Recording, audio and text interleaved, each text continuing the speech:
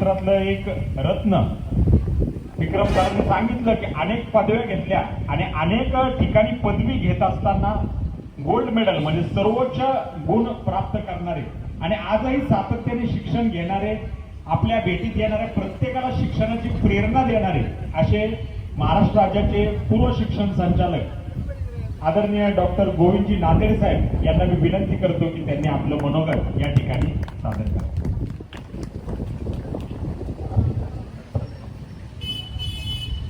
इतक्या उशिरापर्यंत कार्यक्रम असूनही आपण सगळे थांबलात. विशेषतः विद्यार्थी, शिक्षक, पालक सगळ्यांचं खरंच अभिनंदन. आणि विक्रमदादा यासाठी अभिनंदन की सुट्टीच्या दिवशी ज्ञानाची प्रक्रिया, सुट्टीच्या दिवशी मोठं कसं व्हावं, पुढं कसं जावं अशा एका चांगल्या विचाराची प्रक्रिया पालक, शिक्षक, विद्यार्थी तिघांमध्ये तुम्ही लावून दिलेली आहे. ही विशेष बाब आहे आणि म्हणून मी तुमचं अभिनंदन करतो. अतिशय सुंदर असा कार्यक्रम चालू आहे. मस्त वारा सुटलाय, थंडगार, अगदी प्रसन्न असतं माणूस वारा सुटला की. रंगीबेरंगी टेंट आहे आणि तिथं बसलो आता आपण या, त्यामुळं आणि भरगच्च संख्या आहे, एकही सीट रिकामी नाही कुठं. म्हणून फार एक वेगळं वातावरण तयार झालेलं आहे. सारा महाराष्ट्र जेव्हा गणेशोत्सवाच्या तयारीत आहे, कोणी रविवार आहे, छान छान खाऊन पिऊन आराम करत असतील, अशा वेळी विक्रमदादा तुम्ही या सगळ्यांना प्रेरणा देऊन इथं ज्ञानाची ज्योत प्रज्वलित करण्याची प्रेरणा दिलेली आहे. रविवार आहे त्यामुळे रविवारी कोणी बाहेर निघत नाही, पुस्तकं नको, काही लोक आराम करू द्या म्हणतात. तर आज तुम्ही एक चांगला कार्यक्रम आयोजित केलेला आहे, त्यासाठी मी तुमचं अभिनंदन करतो. कार्यक्रमासाठी आत्ताच टेमकर साहेब बोलले, अतिशय खुसखुशीत. खेड्यापाड्यात, वाडी तांड्यात, ग्रामीण भागात राहिलेली ही माणसं जेव्हा मोठी होतात तेव्हा तुमच्या सारख्याला एक प्रेरणा मिळते की आपणही मोठं झालं पाहिजे, छोटं नाही राहायचं आयुष्यामध्ये काही झालं तरी. त्यामुळे टेमकर साहेबांचं खरं तर मी खास अभिनंदन करतो, कौतुक करतो. आम्ही तुम्ही एक ऑफिसमध्ये काम केलेलं आहे टेमकर साहेबांनी नाही, त्यामुळे एक वेगळा जिव्हाळा आहे आमच्या दोघांमध्ये. सरे मॅडम अतिशय सुंदर बोलला तुम्ही. खरं तर तुमचं आयुष्यभराचं चिंतन, आयुष्यभर केलेलं विद्यार्थ्यांच्या हितासाठीचं काम, शिक्षकांच्या प्रेरणेचं काम तुम्ही इथे व्यक्त केला आणि म्हणून आम्हाला अतिशय आनंद वाटतो. नाही तर पुण्यातली माणसं खेड्यापाड्यात येत नाहीत, कर्जत म्हणजे खेळत त्यांच्यासाठी. एवढ्या छोट्या गावात काय जायचे तिथं काय असणार आहे, सगळे गावंढळ किंवा थोडे शिकलेले माणसं असं म्हणणारा पुणेरी समाज आहे एकीकडं, आणि दुसरीकडं ताई आपण आलात, आम्हा सगळ्यांशी एकरूप झालात, आम्हा सगळ्यांना प्रेरणा दिली मोठं होण्याची. त्यामुळं तुमचंही मी अभिनंदन करतो. जाधव सर, आपणही नवीन MPSCच्या माध्यमातून पुढं आलात आणि आपलं ज्ञान वाटत आहात. नाहीतर थोडा पडा, गाव छोडा, जादा पडा, राज्य छोडा, और जादा पडा, देश छोडा गेलं बोलणं अमेरिकेला. तोंडही बघत नाही, खेडं पाडी वाडे तांडे सुद्धा आहे, काय बघत नाही, काय देणं घेत नाही त्याला. मग छानपैकी घर बंगला करून आई वडील वारले तरी म्हणतो मला व्हॉट्सअपवर दाखवा त्यांचं प्रेत जळताना, असं म्हणणाऱ्या कलेक्टर पुत्रापेक्षा एखाद्या शेतकऱ्याचा पोरगा बरा, शेतकऱ्याचा पोरगा बरा प्रेम करतो. त्यामुळं बेलसरे ताईंनी छान सांगितलं की मानवी जीवन मूल्यांचं फार महत्त्व आहे. म्हणून जाधव सर, आपण फिरताय गावागावात, हा फार आनंदाची बाब आहे. तायडे सर, तुम्ही मोठे साहित्यिक आहात. आपल्या साहित्याच्या माध्यमातून माझी सगळ्या साहित्यिकांना एक विनंती आहे, आता चंद्राच्या, फुलाच्या, पानाच्या, समुद्राच्या, वाळूच्या गोष्टी बंद करा आणि या लेकरांना प्रेरणा देणारं सांगा. पुढं कसं जावं हे सांगा. आता ते बस झालं. आता एक भूत भेटलं, एक राक्षस भेटलं, समुद्र होता लांबच्या लांब, त्या वाळूमध्ये पिवळी वाळू, हिरवी वाळू, निळी वाळू होती आणि मग असं झालं, हे बस झालं. आता ह्या कथा पुढे आता मनोरंजनापेक्षा या विद्यार्थ्यांना प्रेरणा कशी, जसं टेमकर साहेबांनी छान गोष्ट सांगितली, या विद्यार्थ्यांच्या मनामध्ये एक तीव्र जिज्ञासा निर्माण झाली पाहिजे. काय तर्क केला पाहिजे, मी काय विचार करू, असं वाटणाऱ्या गोष्टी सांगा, अशाच कविता शिकवा, अशाच कथा सांगा. साहित्यिकांना विनंती आहे. त्यामुळं तायडे सर आमचे साहित्यिक आहेत मोठे, त्यांच्यासाठी मी सहज बोललो. हे आमच्या क्षेत्रातला अभिमान आहे, स्वाभिमान आहे ते, कारण साहित्याची प्रतिभा फार कमी लोकांना असते. या कार्यक्रमासाठी जी मंडळी, मला तर विक्रम सरांनी इतका आग्रह केला. माझं घरात मी गुरुजी असताना घर घेतलं होतं छोटं, तेच घर माझं अजूनही आहे. तर माझ्या पत्नीनं मला अभागं लागून आग्रह करून एक घर बांधा म्हणून विनंती केली, कारण साताऱ्याचे 10 गुरुजी आले, त्याला उभंच टाकता येणार एवढं छोटं घर, 3-4 असे कोपऱ्यात उभे टाकले, फोटो काढता येणार. मग पत्नीनं सांगितलं याला घर बांधा शिक्षकांसाठी तरी. मग मी घर बांधायला सुरुवात केलं. त्याचा स्लॅब होता आज टाकायचा. तर मी म्हटलं सर नाही यावंच, काय तारीख ठरली सर, म्हणजे कार्यक्रमाला यावंच लागणार यार. पत्नीला म्हटलं आपण एक दिवस अगोदर स्लॅब टाकू. ते म्हणजे नियोजन बदलू दे. समोर भारत बसलाय, माझं राष्ट्र बसले. लेकरं आहेत की नाही, हे भारत आहे. भारत काही मातीत, दगडात, डोंगरावर, नदीमध्ये भारत नाही, भारत आहे समोर. हे भारत आणि भारती ज्या समोर बसल्या, ह्या देशाचं भविष्य आहे. रोटी कपडावर मकानमध्ये तो खलनायक विचारतो भारत कहाँ है, तो मनोज कुमार बोलतो जम्मू काश्मीर से कन्याकुमारी तक, काश्मीर से कन्याकुमारी, भारत तिथं आहे आणि तोच भारत तिथं बसलाय समोर. हे लेकर आहे की नाही, हे उद्या तुम्ही याला लहान समजू नका. यांच्या डोळ्यात बघा एक चमक आहे. उद्याचा जिल्ह्याचा कलेक्टर होण्याची क्षमता आहे त्यांच्या डोळ्यामध्ये. एखाद्या चांगल्या अमेरिकेत जाऊन, रशियात जाऊन कुठेतरी इंजिनियर होण्याची ताकद आहे त्यांच्या डोळ्यामध्ये. आणि म्हणून त्यांनी विचार केला की आम्हाला लहान नाही राहायचं, आम्हाला मोठं व्हायचं आहे. त्यामुळे बाबासाहेब आंबेडकर तर म्हणायचे छोटं ध्येय ठेवणं म्हणजे तर फार मोठं पाप आहे किंवा फार मोठा गुन्हाच आहे. तो लहान ध्येय नाही ठेवायचं. हो ना, हो मी कलेक्टर होणार, किती छान वाटतं. मी कलेक्टर होणार म्हटल्याबरोबर हजारो कर्मचारी, अनेक गाड्या, बंगले, हे सगळं येतं. त्याहीपेक्षा लोकांची सेवा करता येते जिल्हाधिकारी म्हणून, कलेक्टर म्हणून. आणि म्हणून याच्या सभेचं मुख्य प्रयोजन तेच आहे, तुम्हा सगळ्यांना मोठं होण्याची प्रेरणा देणं. त्यामुळं मी अभिनंदन करतो विक्रम सरांचं, नारायणरावांचं, माऊलीचं, सगळ्यांचं जी टीम आहे त्यांची, आणि प्राची मॅडम ज्या इथं आज नाहीत, पण त्यांची प्रेरणा याच्या पाठीमागं आहे की ही जी लेकरं दिसत आहेत, उद्या कोणी म्हणता का म्हणे की मी बेकार आहे, त्यानंतर 20 कोटी सुशिक्षित बेकार आहेत भारतामध्ये. त्यांना जर विक्रम दादासारखे, नारायण दादासारखे, माऊलीसारखे किंवा आमच्या बेलसरे मॅडमसारखे, टेमकर साहेबांसारखी माणसं भेटली असती, हे 20 कोटी बेकार राहिले नसते अजिबात. जे फिरतात की नाही आता बेल बटन कमी झाला, आम्ही लहान असताना बेल बटन असं रस्ते झाडीत फिरायचे कुठेतरी. याच कर्जतमधला एक ग्रॅज्युएट नावाचं हॉटेल आहे, आम्ही आता गेलो होतो चहा घ्यायला. काय अप्रतिम हॉटेल, ग्रॅज्युएट झाला, बेकार राहायच्या हॉटेल टाकलं, स्वच्छ हॉटेल, गुणवत्ता चांगली. तुकाराम सर आले होते आमच्यासोबत. हे सगळं म्हणजे उत्तम काय दिसतं, उत्तम कसं करावं याचे संस्कार त्यावर झालेले आहेत. आणि म्हणून आजची ही जी सभा आहे, खरं तर पाठांतरावर सुरुवातीला काही बोललं की आता पाठांतर करणारं शिक्षणच नको. तुकोबाराय मला आठवता 300 वर्षापूर्वीची. मी जिथं जिथं जातो तुकाराम महाराजचं नाव 100% घेतोच अगदी. त्यांनी म्हटलं होतं 350 वर्षापूर्वी, आर्थे विन पाठांतर कासया करावे. बापरे, आजच्या आमच्या शिक्षण शास्त्रज्ञाला लक्षात येईना, ते आमच्या माऊलीला तुकाराम महाराजांना लक्षात आलं होतं. अर्थच येत नसेल तर पाठांतर करणं बंद करा. आर्थे विन पाठांतर कासया करावे, व्यर्थची मरावे भोकून या, भोकून या. अरे बाप, त्या देहूच्या तुकोबारायांना खरंच हात जोडून विनंती, प्रणाम की 350 वर्षापूर्वी तुम्हाला जे अमेरिका, रशियातल्या शिक्षण तज्ज्ञाला लक्षात आलं नाही, ते तुम्हाला लक्षात आलं होतं देहूमध्ये राहून, की अर्थाशिवाय पाठ करूच नका, अर्थ माहीत करून घ्या आधी. त्यातला आकलन होऊ द्या, तर्क होऊ द्या, विश्लेषण, संश्लेषण, हे तुकोबारायाचं वाक्य आहे. किंवा अर्भकाचे साठी पंते हाती धरली पाटी. काय तुकोबाराय होते आमचे तुमच्यासाठी. जसं आता टेमकर साहेबांनी हातात पाटी धरली, म्हणजे गणित सांगितलं तुम्हाला, तुम्ही उत्तर दिलं. येऊ द्या, पाऊस साहेबांनी काय आम्ही घाबरणार नाही. म्हणजे त्या महाराष्ट्र गिजात म्हटलंय की किती गडगड केलास तरी तुला घाबरणारी आमच्या महाराष्ट्राची, मराठ्यांची जातच नाही आमची. आम्ही कशालाही घाबरत नसतो. काळाच्या जबड्यात घालणे हात ओढितो जात, जात ही आमची अशी आहे. महाराष्ट्र असा आहे आमचा. त्यामुळे तू किती ओरडलास, काही करत आम्ही नाही घाबरणार, असं म्हणणारी ही समोरची पिढी आहे, समोरचा भारत आहे. आणि त्या भारताच्या भवितव्यासाठी आपण सारे एकत्र आलो आहोत. फार सुंदर अशा प्रकारचा कार्यक्रम आयोजित केला आहे. विशेषतः खेड्यापाड्यातल्या विद्यार्थ्यांना अधिकारी करण्याचं स्वप्न दिसतंय आमचं सगळ्यांचं. म्हणजे भारत टॅलेंट सर्च या माध्यमातून खेड्यापाड्यातल्या विद्यार्थ्यांना पहिलीपासूनच उद्याच्या IAS ची तयारी करायची आहे. काय सुंदर. तुम्ही पालकही अभिनंदनीय आहात, तुमच्या लेकरांना इथे घेऊन आलात तुम्ही. मी तुम्हाला आज बॉन्डवर लिहून देतो. तुमचा विद्यार्थी, तुम्ही मनात जे आणाल ते होतो. कलेक्टर करायचे, कलेक्टर होतो. त्याची आवड तेव्हाच कळते लगेच. आणि आवड नाही कळली तरी अभिरुचीला, आवडीला वळणही देता येते. एक चित्रपट होता माझ्या, कुस्ती खेळायला होतो तो नायक. त्या पोरीला कुस्ती आवडत नाही, पण तो बाप असतो त्या मुलींचा. काय दंगल का? हा, तर तो त्या पोरीमध्ये आवडत नाही, आवडत नाही तर आवडलं पाहिजे म्हणतो. आवडत कसं नाही, तुम्हाला भारतामध्ये, जगामध्ये मोठं व्हायचंय. त्या मुलींना कुस्ती खेळायची परवानगी देतो आणि शिकवतो इतकं की तिला अनेक त्या मोठ्या मुलीला यावेळेला थोडक्याहून गेलं, पण यावेळी यापूर्वी अनेक गोल्ड मेडल मिळाली त्या मुलीला, त्याच्या मोठ्या मुलीला, छोट्या मुलीला. हे आवड देखील वळवता येते, हे सिद्ध करायचे. त्याला प्रश्न विचारला पत्रकारांनी, मागच्या वेळेला तुम्ही असं म्हटलं होतं की आवडीनुसार शिकवा. तारे जमी पे नावाच्या पिक्चरमध्ये तो म्हणतो की जे आवडते ते शिकवा लेकराला. आम्ही शिक्षण तज्ज्ञ तसंच म्हणतो, जे आवडते ते शिकवा. त्याच्यामध्ये ते शिकवलं. दुसऱ्या पिक्चरमध्ये न आवडणार देखील शिकवलं आणि गोल्ड मेडल मिळवला.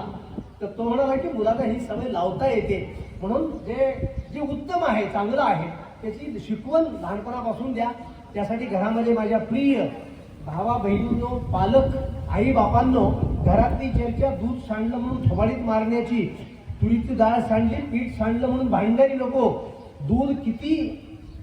दूध केव्हा उकळतं, दूध का उकळतं, दूध उकळल्याबरोबर प्रश्न विचारला की हे दूध उकळले का उकळले सांग.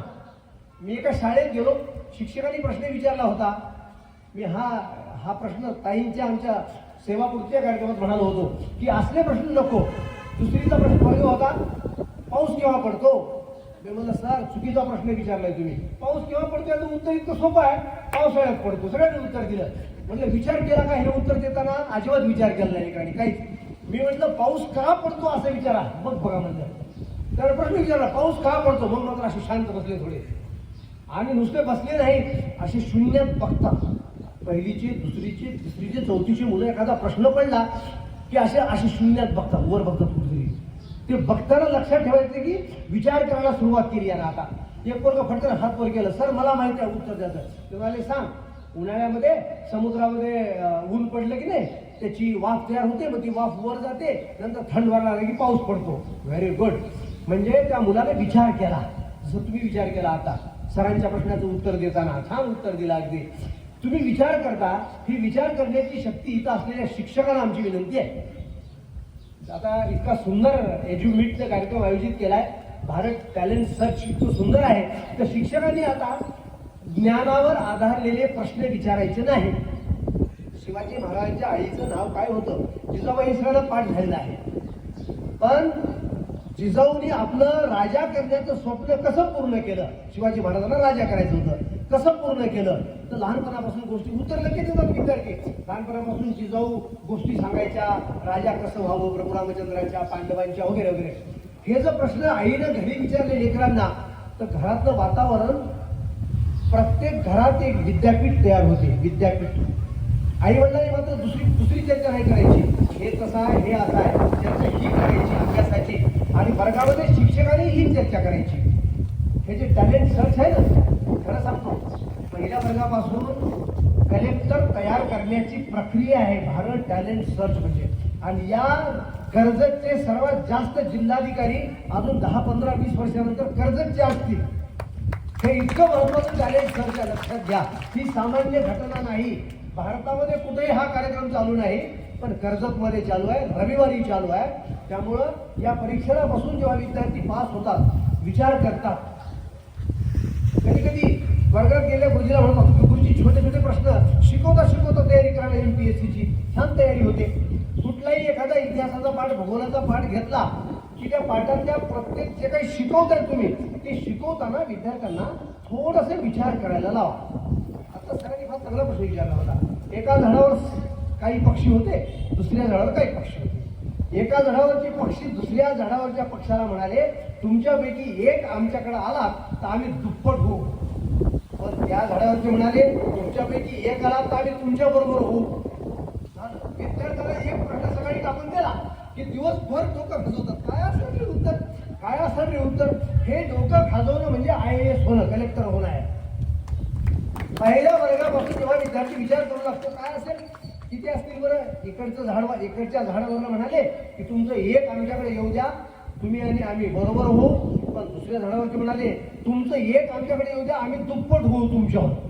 मुलं दिवसभर विचार करतात. थिंकिंग प्रोसेस, विचार प्रक्रिया जेव्हा सुरू होते, तेव्हा हे विद्यार्थी उद्याचे भावी कलेक्टर, काय IAS, IPS, कुठल्याही परीक्षेला उत्तीर्ण होऊ शकतात. ही चर्चा मात्र गल्लीत कर्जतमध्ये फिरायला गेलं तर किराणा दुकानावर ही चर्चा पाहिजे. मी खेड्यात सांगतो जाऊन की तुम्ही देवाच्या पानावर बसलात, तिथेही चर्चा करायची. किती विद्यार्थी ग्रॅज्युएट झाले, किती पोरांनी MPSC परीक्षा दिली, किती मुली अधिकारी झाल्या, किती मुलं अधिकारी झाले. मग त्या खेड्यातल्या लोकांना खरंच वाटतं आपण जर कुठं का करतो पारावर बसून नको द्या, हे बदमाश आहे, हे बदमाश आहे, हे बोलणं बंद केलं आणि उद्याच्या जर विद्यार्थ्यांच्या भवितव्याचा प्रश्न केला तर माधवपूर नावाचं गाव आहे उत्तर प्रदेशामध्ये. 85 कलेक्टर आहेत, लोकसंख्या 250 आहे गावाची. 85 कलेक्टर आहेत त्या गावामध्ये. त्यांनी कसं केलं विचारलं सरपंचाला. ते म्हणले की 25, 30, 40 वर्षापूर्वी एका मिलिटरीमध्ये रिटायर होऊन आला, त्याला आलेली सगळी संपत्ती ग्रंथालय काढलं गावामध्ये पुस्तकं वाचण्यासाठी. आणि तेव्हापासून सोयरीक जमताना पारावर बसल्यावर एकच चर्चा, MPSC म्हणजे काय, किती पोरं परीक्षेला बसले, परीक्षेला किती पास झाले, जायकवाडी धरण कोणत्या नदीवर आहे, विष्णुपुरी धरण कोणत्या नदीवर आहे. चर्चा तीच पारावर सगळीकडं. म्हणजे घरात चर्चा, पारावर चर्चा, गावात चर्चा, रस्त्यावर चर्चा, सोयरीक जमताना तीच चर्चा. तुमच्या गावचे किती अधिकारी आहेत. काही काही गावामध्ये तर अधिकारी काय साधे कर्मचारी देखील नाही. अशा गावात आम्ही भाषण करायला जातो तेव्हा सारा गाव प्रतिज्ञा घेतो सामूहिक, आता यापुढे आम्ही आमच्या गावामध्ये ती चर्चा करू, लेकरांना पहिलीपासून तयारी करू. मी खरं तर एज्युमीटचं अभिनंदन करतो. इतक्या छोट्या वर्गापासून तयारी केली जात नाही. 10वी नंतर 12वी नंतर UPSC MPSC तयारी करतात, पण तुम्ही फार चांगलं केलं. पहिल्या वर्गापासूनच तयारी केली आहे. आणि महाराष्ट्रातली एज्युमीट ही पहिली संस्था आहे की ज्यांनी पहिलीपासूनच IAS ची तयारी सुरुवात केलेली आहे. इतर कुठेही पहिलीपासून तयारी केलेली नाही. आणि म्हणून मी अभिनंदन करतो, पहिलीपासून तुम्ही छान तयारी सुरुवात केलेली आहे. छान वाटतं हे ऐकताना बोलताना. असे बुद्धिवान विद्यार्थी खेड्यापाड्याच्या समोर बसलेल्या मुली आहेत, तेव्हापासून भाषण ऐकतात, शांत बसल्यात, त्यांच्या डोक्यामध्ये तेच चाललंय. आता मी काय IPS होऊ की IAS होऊ, प्राध्यापिका होऊ, डॉक्टर होऊ, मी तर खेड्यात जाऊन सांगत असतो तिसरीच्या कोणत्याही मुलीला उठवा, ही मुलगी डॉक्टर होऊ शकते. चॅलेंज ह्या आमचं बाउंड पेपरवर घ्या, तिची तयारी गुरुजी आतापासून चांगली करा. प्रत्येक ओळीवर त्या ओळीला ओळ शिकवू नका, त्या ओळीचे संदर्भ शिकवा, त्या ओळीचा आशय शिकवा, त्या ओळीतलं तर्क शिकवा, त्या ओळीतलं अनुमान, संश्लेषण, विश्लेषण एका ओळीत. छत्रपती शिवरायांनी स्वराज्य मिळवून दिलं, एक ओळ आहे छत्रपती शिवाजी महाराज. कुठे जन्मले? शिवाजी महाराजच्या आईचं नाव, वडिलाचं नाव नंतर सांगत सांगत शिवाजी महाराजांनी स्वराज्य मिळवण्यासाठी काय केलं, आई जिजाऊंची भूमिका काय होती. आई जिजाऊ पहाटे 4ला उठायच्या, आमच्या आया सकाळी 7ला उठतात. ते दूधवाला टक टक टक टक करते म्हणून उठतात, त्याला अजूनही जास्त झोपले असतात, किंवा शाळा सकाळची असतील तर लवकर उठतात. आई जिजाऊंनी छत्रपती शिवरायाला अगदी पहिल्या म्हणजे 5 वर्षाच्या असतानापासून राजा करायचंय, मला काहीही झालं तरी मला राजा करायचंय. सोपं नाही राजा करणं, कलेक्टर करणं सोपं आहे, राजा करणं फार अवघड होतं परंपरा नसताना. आणि आई जिजाऊनी करून दाखवलं.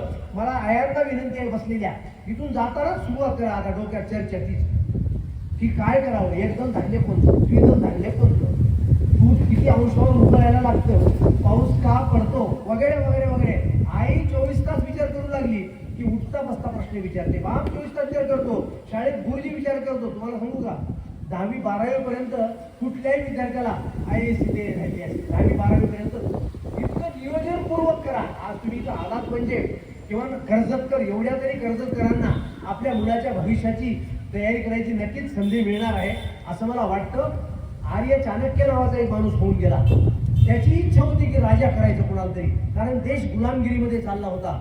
तेव्हा तो शोधत निघाला. रस्त्यामध्ये गुरं वळणारं एक पोरग दिसलं. ते गुरं वळणारं पोरग दगडाचं सिंहासन करून बसलं होतं. असं त्या सिंहासनावर बसून न्याय द्यायला सुरुवात करते. गुराख्याला, दुसऱ्या गुराख्याला न्याय देतोय. एक गुराखी म्हणतो या माणसानं आपल्या आई वडिलाला पोसलं नाही, घराच्या बाहेर हाकाललंय. तर तो गुराखी म्हणतो त्या पोराला 2 दिवस उपाशी ठेवा, कारण आई वडिलाला उपाशी ठेवले ना, त्यालाही उपाशी ठेवा. हे तो गुरु ऐकतो. चाणक्य, त्याला कौटिल्य म्हणतात. त्या चाणक्याची भूमिका आमच्या या सगळ्यांनी केली आहे, एज्युमीटच्या लोकांनी. शेवटी तो त्या पोराला घेऊन जातो, बारको पोरग 8-9 वर्षाचं. त्याच्या आईकडे त्याला सांगतो याला मी राजा करतो, हे मला दे हा मुलगा. ती आई म्हणते 500 रुपये दे. त्यावेळेचे 500 रुपये त्या आर्य चाणक्यानं मेहनत करून मिळवून त्या आईला दिले, कारण या देशाला राजा पाहिजे होता. इतका विस्कळीत झाला होता 2500 वर्षापूर्वी हा देश. आणि त्याला घरी आणतो, मठामध्ये आणून त्याचं नाव चंद्रगुप्त. त्याला एवढं चांगलं शिक्षण देतो, उठता बसता झोपेत सगळीकडं लढाई कशी करावी आणि शत्रू कसे पळवून लावावे. तुम्हाला आश्चर्य वाटेल, त्या चंद्रगुप्त मौर्यानं या देशाला एकसंघ करून टाकलं. फक्त त्याच्या गुरुची इच्छा होती हा राजा झाला पाहिजे. आमच्या गुरुची जरा इच्छा थोडी पक्की दिसणार शाळेतल्या. शाळा कधी सुटेल एकदाची असे सगळे नाहीत. आता वातावरण बदललंय महाराष्ट्रामध्ये सगळीकडं. शासनानं SCRT आमच्या चांगलं वातावरण तयार केलं आहे. त्यामुळे आता आमचे ब्रिलियंट गुरुजी वर्गामध्ये गेल्या विद्यार्थ्यांना उत्तम भविष्याच्या दीक्षा देतात, उत्तम भविष्य निर्माण करण्याचा प्रयत्न करतात आणि म्हणून प्रश्न विचारून शिकवतात. मगाशी म्हटलं तसं शिवरायांनी स्वराज्य निर्माण केलं. शिवराय याच्यावर एक 10 मिनिटं चर्चा. स्वराज्य म्हणजे काय सांगायला मुलांना बोलायचं एकदम गप्प बसतात. स्वराज्य म्हणजे नंतर हळूच कोणतरी हात वर करतं. तिसरीच्या मुलांनी उत्तर दिलं होतं मला या प्रश्नाचं. स्वराज्य म्हणजे काय? सगळे शांत बसले असे सगळे विचार करू लागले की स्वराज्य पोरानं हात वर केला. म्हणलं सांग स्वराज्य म्हणजे आपलं राज्य. वा म्हटलं ग्रेट, किती सुंदर आहे. म्हणजे दुसरी तिसरीच्या मुलाला स्वराज्याची व्याख्या सांगता आली. फक्त विचार करायला वेळ दिला, प्रश्न विचारला तसा, म्हणून मिळाली ती संधी आणि उत्तर दिलं त्यांनी. मित्रांनो, पालक शिक्षक सगळे मिळून वारा सुटलाय. सगळ्याला बक्षिसे घ्यायची इच्छा आहे. पण मला असं वाटतं की त्या चंद्रगुप्त मौर्याला जसं राजा केलं किंवा आई जिजाऊनी आपला मुलगा राजा केला, रामजी आंबेडकर बाबासाहेबांना जगातला सगळ्यात ज्ञानी महापुरुष बनवलं. बापाचं फार मोठं श्रेय होतं. तर पैसे कमी पडले तर इकडून तिकडून मनोमन करून पुस्तकं आणून द्यायचे. आणि माझ्या बालमित्रांनो, दुसरी तिसरी पासून तुम्हाला भारत टॅलेंट सर्च नाव आहे, फार सुंदर दिले. भारत फार सुंदर नाव आहे. ताईंनी तर भारतची सुंदर ते प्राची मॅडमनी व्याख्या दिली होती की भारत म्हणजे काय. आणि म्हणून तुम्ही सगळ्यांनी आता आम्ही जगणार आहोत ते मोठं होण्यासाठी. लहान नाही राहणार, आम्ही अधिकारी होणार, मोठे होणार. आणि म्हणून त्या माधवपूर सारखं 75-80 कलेक्टर, 125 काहीतरी त्या गावामध्ये प्राध्यापक शिक्षक आहेत.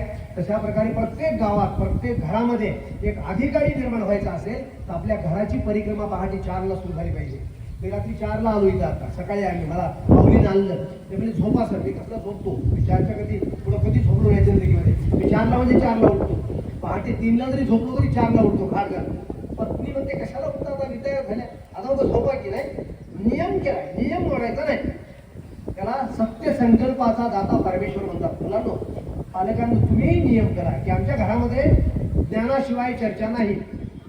दक्षिणायन म्हणजे काय, उत्तरायण म्हणजे काय, कडधान्य म्हणजे काय, एकदल म्हणजे काय, द्विदल म्हणजे काय, क्रिया विशेषण म्हणजे काय, विशेषण म्हणजे काय, नाम म्हणजे काय. रात्रंदिवस हरिनाम सप्ताह चालतो मंदिरामध्ये. एक देवाचा दिवसभर घेतात बघा. तसं ज्ञानाची आराधना कुटुंबामध्ये दुसरी चर्चा नाही. पाहुणा आला तरी त्यालाही तेच सांगायचं. अक्षांश म्हणजे काय, रेखांश म्हणजे काय. म्हणजे घरामध्ये जर रात्रंदिवस तुम्हाला सांगू का, इतके बुद्धिवान होतील लेकरं हे तुमचे, त्याला शिकवायची गरज पडणार नाही. कुठल्याही परीक्षेला बसवा, ते टॉप येतील. आणि वी प्ले टू विन. विद्यार्थी मित्रांनो, तुम्ही जिंकण्यासाठीच जगायचं. असा आनंद मिळतो की आम्हाला अधिकारी व्हायचंय. लाल दिव्याची गाडी, आता लाल दिवा काढलाय मोदी साहेबांनी. त्याचं म्हणणं की असा मोठा कोणी छोटा कोणी नको, पण जनतेसाठी अधिकारी वेगळा नाही. त्यामुळे तुम्हालाही सगळ्यांना सुंदर गाडी मिळते. आता हे मला आम्हीच दाखवा लावले दुर्दैवाने, आम्हीच दाखवू नये खरं तर कोणाला, पण लाल दिव्याची गाडी मिळते, बंगला मिळतो. इतकं मोठं साम्राज्य असतं जिल्ह्याचे अधिकारी झालात की, आणि ते सोपं आहे, अवघड नाही. आणि म्हणून एज्युमिटचा हा उद्देश आहे की या महाराष्ट्रामध्ये एज्युमिट आज जरी तुम्हाला कर्जतपूर्वक दिसत असलं तरी अजून एक 2 वर्ष बघा. 2 वर्षानंतर भारतभर याचं नाव राहील, लक्षात घ्या. त्यामुळे आजचा रविवार तुम्हाला आठवेल. यस, त्या दिवशी भाषणात सांगितलं गेलं, भारतभर सगळ्या ही चळवळ आणि चर्चा होईल की स्पर्धा परीक्षा म्हणजे काय. आणि लेकरं, प्रत्येक घरात बुद्धिमान लेकरू आउट ऑफ मार्क 100 मार्काचं जरी महत्व कमी असलं, आता मार्कावर तर आम्ही टीका करतो एरवी, पण मी म्हणतो की पाठ्यपुस्तकं ज्ञानावरले नाही, तर्कावरचे, अनुमानावरचे, आकलनावरचे, विश्लेषणावरचे पाठ्यपुस्तकं कशी निर्माण करा की जी त्या पोरांना IAS करतील, IPS करतील, प्राध्यापक करतील, डॉक्टर करतील पाठ्यपुस्तकात. आणि तसंच करतोय आपण आता.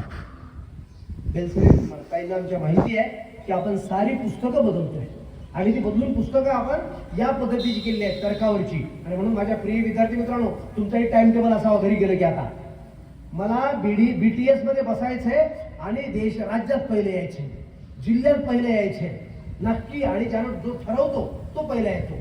टाइम टेबल करा, पहाटे उठत जा. आई उठते, पप्पा उठतात, सगळे अभ्यास करा. आई बापाने वाचायची पुस्तकं. मला आता आमच्या टेमकर साहेब पुस्तक सोबत नाही का, म्हणजे हो ते पुस्तकं सोबतच घेतो मी, सोडीच ना. मद्यपी सायंकाळी मद्यपी चुकू देत नाही कधी. आम्ही पुस्तकं चुकायचं का. खेड्यापाड्यात बघायचा दुकानावर जाऊन बरोबर तो माणूस साधारण म्हणजे झाला की पुस्तकं म्हणजे छत्रपती शिवाजी महाराज बाबासाहेबांना दिलेली देणगी आहे. बाबासाहेब आंबेडकरांनी बाबासाहेब 5 पुस्तकं सोबत न्यायचे, 5ही पुस्तकं वाचायचे आणि त्या पुस्तकामध्ये मी आता म्हणजे लाल पेन आहे काळी पेन सोबतच वेळ मिळाला की अंडरलाईन करून ठेवायचं. चांगलं वाक्य दिसलं पुस्तकामध्ये त्याला अंडरलाईन करायची, वहीवर लिहून काढायचं. व एका वर्षामध्ये 10,000 प्रश्न निघतात 3री 4थीच्या पुस्तकामध्ये. तूर हे एकदल आहे की द्विदल आहे, ज्वारी हे एकदल आहे की द्विदल आहे, सोपं सोपं अगदी असे प्रश्न लिहून काढलात तर दुसरीतला सगळा अभ्यास तर होतोच, पण उद्याची कलेक्टर होण्याची तयारी तुमची आत्ताच तयारी होते. मस्त 10,000 प्रश्न दरवर्षी निघतात, ते काढा. आईने तेच बघायचं, आईने चर्चा तीच करायची. सण आला, वार आला, काही हो, लेकराला तेच ज्ञानाचं खऱ्या अर्थानं पसायदान द्या. मला खात्री आहे की एज्युमेट तुमच्या पाठीमागं आहे. भारतामध्ये चर्चा होईल याची लक्षात ठेवा. ते कर्जतचं आज छोटं रोपटं तुम्हाला दिसतंय, उद्या याचा फार मोठा प्रपात होणार आहे. आज झुळझुळ वाहणारी छोटी धार आहे उद्या, कारण यांची ध्येय एवढी चांगली आहे. यातली माणसाने वाचली, इतकी उत्तम ध्येयवादी माणसं आहेत. देश जिंकण्याची ताकद त्यांच्यामध्ये. We play to win. आम्ही भारताच्या सगळ्या या परीक्षेला बसू, पहिलीपासून तयारी करू आणि उद्या प्रत्येक घरामध्ये ज्ञानी बुद्धिवान, भले बेकार असेल एखादा, पण बोगस अज्ञानी बेकारापेक्षा ज्ञानी ज्ञानवान प्रज्ञावान बेकार कधीही चांगला. तो कुठंतरी जाऊन काहीतरी उद्योग करतो, करोडपती होतो. ते ग्रॅज्युएट हॉटेल बघून आम्हाला आज आठवलं हे इतकं स्वच्छ हॉटेल आहे, पदार्थ चांगले आहेत, त्याची मी जाहिरात कराल नाही, पण स्वच्छ केलंय सगळं त्या ग्रॅज्युएटच्या हॉटेलनं. ते प्रतिभेचं लक्षण आहे. आणि म्हणून एज्युकेटचा हा उद्देश आहे पुढचा, की प्रत्येक घरामध्ये एकतरी ऑफिसर तयार करायचे. उद्याचा एक उत्तम चांगला नागरिक तर होतोच, चांगला ऑफिसर झाला की चांगला नागरिक होतो. हे करणे हेही उद्देश आहे. आणि म्हणून मला असं वाटतं की आपण सगळ्यांनी आजच्या या कार्यक्रमामध्ये हा संकल्प करा. मुलांनी टाइम टेबल तयार करा, आई वडिलांनी संकल्प करा. आज कमी आले, पूर्ण कर्ज द्यायला पाहिजे होतं, इथं जागा नको पाहिजे होती. एवढा चांगला कार्यक्रम हा, बसायला जागा पुरली नाही पाहिजे. तर आता आराम करतायत, झोपतायत, रविवारी भजे खिचडी करतात, बासुंदी करतात, खातात आणि तडसून झोपतात. त्यांनाही भविष्य नाही, त्यांच्या लेकरालाही भविष्य नाही. तुम्हाला सांगतो, आई वडिलाचं हे मोठं पाप आहे. ध्येयवादी विचार न ठेवणं, घराचं विद्यापीठ करा हाच सल्ला आहे महत्वाचा. आणि मग बघा लेकरं कशी पुढे जात नाहीत, नंबर 1 होतात अगदी. आमचा देश सर्वात पुढे जातो. आणि म्हणून मी आमच्या या टीमचं, विक्रम दादा आणि तुमची टीम, उद्या जसजसे दिवस पुढं वाढत जातील तसतशी अधिक आकलनाची पातळी ऑनलाईन पद्धतीनं अवघ्या भारतभर ज्ञान देण्याची प्रक्रिया करा. काही दिवसाला आज फक्त परीक्षा घेत आहे, या परीक्षेला द्यायचं जे इनपुट आहे, ज्ञान आहे, ते देखील ऑनलाईन पद्धतीनं हा भारत शिकला पाहिजे सगळा. या भारत टॅलेंट सर्चमध्ये अवघा भारत शिकेल एके दिवशी, इतकी मोठी तयारी आहे यांची. आणि म्हणून त्या पद्धतीनं पुढे या. आम्हाला खात्री आहे की आपल्या घरामधनं हे विद्यार्थी तयार होतील. बक्षिसं सगळ्यांना घ्यायची आहेत, सगळ्यांचे चेहरे प्रसन्न आहेत. मला वाटते सगळ्यांना वाटते की आपले बक्षीस दिसतंय सगळ्या. पण स्पर्धा वर्गाच्या इतराशी करू नका, आपल्याशी करा. यावर्षी 85% असतील तर पुढच्या परीक्षेत 90% पडले पाहिजे. यावर्षी 90 असतील तर 95 पर्यंत कसं जायचं बघा. 100 पैकी 100 मिळू द्या. 80च्या 80 पर्यंत 100% मिळाले. MPSC मध्ये उद्या सगळेच पास झाले. बघू, आम्ही ठरवू कसं करायचे ते. सगळ्यांना आउट ऑफ मार्क मिळणे यासाठी टॅलेंट सर्चची परीक्षा आहे. आपल्या मेंदूमध्ये एक अवयवच करून ठेवा. आता इकडं बाजूला छोटा अवयव, त्याच्यामध्ये काय टाकायचं, नवीन काही सापडीत टाकत राहायचं, नवीन काही सापडीत टाकत राहायचं. जिजाऊचं माहेर कोणतं होतं, कोणतं होतं जिजाऊचं माहेर? शाबाश, कर्जत हुशार आहे. तुमच्या सगळ्या कर्जतवासियांचं अभिनंदन. हा प्रश्न मी अनेक गावात विचारलाय, अनेक गावामध्ये 0 उत्तर आलं, पण बरोबर उत्तर दिलं की देऊळगाव राजा म्हणजे छान सिंदखेड राजा राजा आहे कंसामध्ये. अजूनही वाडा आहे तिथं. आमच्या आई जिजाऊचं जे माहेर होतं अजूनही आहे. तर कधी फिरायला गेला तर ते बघा, कधी फिरायला गेला तर चाणक्य मंडळ म्हणून MPSCचा क्लास, UPSCचा क्लास घेणारी संस्था आहे, त्यांना भेटा. आपली टीम तिकडे न्या आणि उत्तम रीतीनं अशा प्रश्नांची एक सुंदर अशी मालिका तयार करा. मला खात्री आहे की एज्युमेट या देशामधलं एक सर्वोत्तम स्पर्धा परीक्षा आणि कुठेही कमी पडणार नाहीत लेकर. आमचे खेड्यापाड्यातले, वाडी तांड्यातले, आमच्या गुरुजींचंही ट्रेनिंग ठेवा पुढं कधीतरी भविष्यात. आम्हाला बोलवा, त्याही वेळा आम्ही येऊ. तुमच्याकडे शिक्षणाधिकारी आम्ही बोलू. जेव्हा तुम्ही एकत्र शिक्षक 400-500 एकत्र बनवता, एकत्र बसवता, तेव्हा आम्ही त्यांना सांगू की शिकवण्याची कोणती पद्धती जर निर्माण केली तर वर्गातला प्रत्येक विद्यार्थी विचार करू लागेल. त्याला शाळा इतकी आवडेल. आता हे म्हटलंय, सरांचा प्रश्न असो किंवा माझा प्रश्न असो, इकडच्या झाडावरचे पक्षी म्हणाले तुमच्यातलं एक आमच्याकडे या, आम्ही बरोबर होऊ, आणि तिकडचे म्हणाले तुमचं एक आमच्याकडे, आम्ही दुप्पट होऊ. दिवसभर विचार करतात हे विद्यार्थी. आणि म्हणून हे विचार करण्याची प्रक्रिया निर्माण करण्यासाठी विक्रम दादानी ही फार सुंदर अशा प्रकारची पद्धती केली आहे. याच्यामध्ये कुठे आता सतत वर चढत राहणे म्हणजे उत्कर्ष उद्गामी पद्धती, या पद्धतीचं निर्माण आपण करा. आम्हाला खात्री आहे. आम्हाला एक प्रश्न आला होता, मी उदाहरण देईन, आपण देतोच कुठतरी. MPSCला प्रश्न होता वर्ग 1च्या अधिकाऱ्याला की भारतामध्ये रेशीम पिकवणारे राज्य कोणते. मला उत्तर माहित नव्हतं, पण मी विचार केला, जसं तुम्ही विचार करताय आता बसल्या बसल्या. मी विचार केला काय असेल बरं, कोणता असेल. सगळे पर्याय बघितले आणि दुर्दैवानं एका लावणीमध्ये शब्द आहे, ती लावणी ऐकली होती मी रेडिओवर. वाईट काही समजू नका, लावणी असो पवाडा असो, कुठेही प्रश्नाची उत्तरं दिलेली असतात. त्या लावणीमध्ये असं होतं, रेशमाच्या रेगाने लाल काळ्या धाग्याने कर्नाटकी कशीदानी काडीला हात नका लावू माझ्या साडीला. प्रश्न साधा उत्तम, पण कशीदा हा शब्द आल्याबरोबर लक्षात आलं, मी 4थीला शिकवताना शब्द होता 1980ला. कशीदा म्हणजे रेशमाचे काम. कर्नाटकी कशीदा, अरे म्हटलं कर्नाटक आहे का बघावं, तर त्या 4 पर्यायामध्ये कर्नाटक होतं. कर्नाटकला राईट करून टाकलं, उत्तर बरोबर होतं.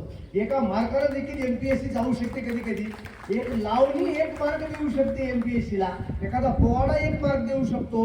रस्त्यानं पडलेला एक आगफा नावाचं एक चमचमीत वेस्टर्न असते बघा, कधीतरी मी पायानं हे करून बघितलं तर आगफा लिहिलं होतं, कॅमेऱ्याचे रोल काहीतरी आपल्यामध्ये. प्रश्न आला होता, आगफा हे नाव कशाशी संबंधित आहे. छायाचित्र तयार करण्याशी संबंधित आहे. चित्र फोटो काढतो ना आपण, आगफा नावाचे रोल असतात त्यांचे. म्हणजे इतकं ज्ञान पसरलंय सगळीकडं. तुमचे डोळे उघडे ठेवा, एक मेंदूमध्ये कप्पा ठेवा, की याच्यामध्ये मी MPSCचे प्रश्न टाकणार, एक एक एक एक एक एक अगदी. महाराजांनी पुरंदरच्या तहामध्ये किती किल्ले दिले होते, रायरेश्वराच्या प्रतिज्ञा कधी केली होती महाराजांनी, आग्र्याच्या भेटीला महाराज गेले तेव्हा महाराज उठले, त्या ठिकाणी कोण झोपलं होतं महाराजाच्या जागेवर. साधे साधे प्रश्न असतात. तर तुम्हाला सांगू, या सगळ्या प्रश्नांची उत्तरं तुम्हाला आनंद देतात. इतका आनंद मिळतो की त्यानंतर पुस्तकाशिवाय जगणं शक्य नाही असं वाटायला लागतं. हा नाद जेव्हा लागला पहिलीपासून, तेव्हा खऱ्या अर्थानं तुम्ही कलेक्टर होणार, SP होणार, प्राध्यापक होणार, डॉक्टर होणार, मला खात्री आहे. आणि आजचा हा जो समारंभ आहे BTSचा, मला अतिशय आवडला. खेड्यापाड्यामध्ये याचे वेगवेगळे कार्यक्रम ठेवा. काही स्थानिक शिक्षक जे उत्तम बोलतात त्याला खेड्यात घेऊन जा. केवळ परीक्षा घेणं हा आपला कार्यक्रम नाही, त्या परीक्षेसाठी लागणारं इनपुट आपलाच कार्यक्रम. त्या परीक्षेसाठी पालकांची जागृती खेड्यातली आपलाच कार्यक्रम. सगळीकडं यात्रेत जत्रेत हे सगळं घेऊन बसत जा असं. आणि मग बघा किती सुंदर एक नवं निर्माण आम्हाला या माध्यमातून करायचं आहे. मला खात्री आहे की आजची ही सभा नक्कीच तुमच्या सगळ्यांच्या मनामध्ये प्रेरणा देईल. आता जेवढे पालक आले तेवढ्यांची लेकरं तर मी तुम्हाला लिहून देतो, क्लासवर अधिकारी होणार. बॉन्डवर लिहून घ्या माझ्याकडून. जेवढे आज उपस्थित आहेत ते सगळे क्लासवर अधिकारी होणार. आई आणि बाप दोघांपैकी एक किंवा दोघंही आले असतील, तर दोघं एकत्र भांडाभांडी होती. त्यामुळे कधी कधी एकटं आलं बरं असंही वाटतं कधी कधी आलेले असतील. तर आता भांडण कमी करू. भांडण कशासाठी करू? लेकराच्या उत्कर्षासाठी, विकासासाठी, त्याला अधिकारी करण्यासाठी. आणि मला खात्री आहे की आई बाप शिक्षक आणि विद्यार्थी एवढे एकत्र आले तर प्रत्येक कर्जतच्या घरात उद्या कलेक्टर, SP, प्राध्यापक, डॉक्टर झाला असेल. पुन्हा एकदा हे व्हावं यासाठी मी तुम्हाला सगळ्यांना शुभकामना देतो. आणि छान काव्याच्या ओळी मला ज्या आवडतात, प्रत्येक भाषणानंतर शक्यतो मी बोलतो. हरिवंशराय बच्चन नावाचा जो एक कवी आहे मोठा, अमिताभ बच्चनचा बाप, त्याची ती कविता आहे, पण फार प्रेरणादायी आहे. ती प्रेरणा शिक्षक विद्यार्थी सगळ्यांनी घ्यावी. असफलता एक चुनौती है, स्वीकार करो. म्हणजे अपयश आलं समजा एखाद्या वेळा, 80% मिळाले किंवा 90 मिळाले, 10% घाबरू नका. पुढची परीक्षा पुढच्या वेळेला मी तयारी करीन. असफलता एक चुनौती है, आव्हान आहे. आता ताई म्हटल्या बोलताना बेलसरे मॅडम, आव्हान निर्माण करा. असफलता एक चुनौती है, स्वीकार करो. क्या कमी रही गई देखो और सुधार करो. जब तक सफल न हो नींद चैन को त्यागो तुम. जोपर्यंत मी IAS होणार नाही तोपर्यंत मी पहाटे 4ला उठणार म्हणजे उठणार आणि रात्री 11 पर्यंत अभ्यास करणार म्हणजे करणार, असा संकल्प लिहून ठेवा. बाबासाहेब आंबेडकर म्हणायचे, तुम्ही घराच्या भिंतीवर लिहून ठेवा की मी राज्यकर्ता होणार, मी कलेक्टर होणार. लिहून ठेवा मोठ्या अक्षरामध्ये. पेंटरकडनं लिहून घ्या किंवा तुम्ही लिहा की मी अधिकारी होणार म्हणजे होणार, मी डॉक्टर होणार म्हणजे होणार. जब तक सफल न हो नींद चैन को त्यागो तुम. नींद म्हणजे झोप, चैन म्हणजे आराम. त्यागो तुम. नाही तर दुपारी भज्जे बासुंदी, मी कलेक्टर होईपर्यंत भज्जे बासुंदी खाणारच नाही असा संकल्पच करून टाका. ते हे वगैरे पदार्थ खाले की झोप येते आणि झोप आली की मग ध्येय बाजूला पडते. जब तक सफल न हो नींद चैन को त्यागो तुम, संघर्ष का मैदान छोड मत भागो तुम. जोपर्यंत मला आउट ऑफ मार्क पडणार नाहीत BTS परीक्षेमध्ये, प्रत्येक वर्गामध्ये दुसरीच्या तिसरीच्या चौथ्या आउट ऑफ मार्क घेणार मी, एकही प्रश्न चुकू देणार नाही हा संकल्प केला तर एके दिवशी जब तक सफल न हो नींद चैन को त्यागो तुम, संघर्षों का मैदान छोड़ मत भागो तुम, कुछ किए बिना जय जयकार नाही होती. हे उगाच जय जयकार करत नाही आम्ही. टेमकर साहेबाचा खेड्यातल्या एका शेतकऱ्याचा मुलगा आहे, राज्याचा संचालक झाला हो. ते लहान पद नाही, मग आपल्या घरचं पोरगं येऊन काय वाटतं झालं तुम्हाला मला, किंवा बेलसरे मॅडम एवढ्या मोठ्या पदावर गेल्या, मग आपल्यामध्ये आल्यात मिसळल्यात बसल्यात बोलायला काय वाटतं झाले. हे पदं बघायला मिळत नव्हती, पण हे डायरेक्टर डेप्युटी डायरेक्टर आम्हाला भेटायला कधी मिळत नव्हती, अशी मोठी पद होती. या पदावर हे गेले आणि त्यामुळं आपल्याही घरातून आम्हाला तेवढं मोठं व्हायचं. त्यामुळे छोटं स्वप्न ठेवायचं नाही, व्हायचं तर मला कलेक्टरच व्हायचं. खड्ड्यात गेलं सगळं. बुद्धी कमी बुद्धी चालते, काही होईना. बुद्धी कोण म्हणलं जास्त लागते म्हणून, डोक्यातला गैरसमज काढून टाका की फार बुद्धी लागते तरच कलेक्टर होते. बोगस, खोटा आहे वाक्य हे. आई नावाच्या कादंबरीमध्ये अनुराधा पाटील नावाची एक लेखिका आहे. आई नावाची कादंबरी, तिची पोरगी मतिमंद असते. मतिमंद गतिमंद असते, साधारण असते. तिला चिंता वाटते पहिलीमध्ये शिकणार नीट. ती काय करते माहिती का, आई कोणी ज्ञानी माणसं टेमकर साहेब बेलसरे मॅडम घरी आल्या की त्यांच्याशी चर्चा करण्यासाठी ही 7 वर्षाची पोरगी समोर भातकन बसवती नव्हती त्याच्या. नाहीतर एरवी गतिमंद लेकराला आईबाप लाजतात आणि आज बस पाहुणे आल्यावर समोर येऊ नको म्हणतात.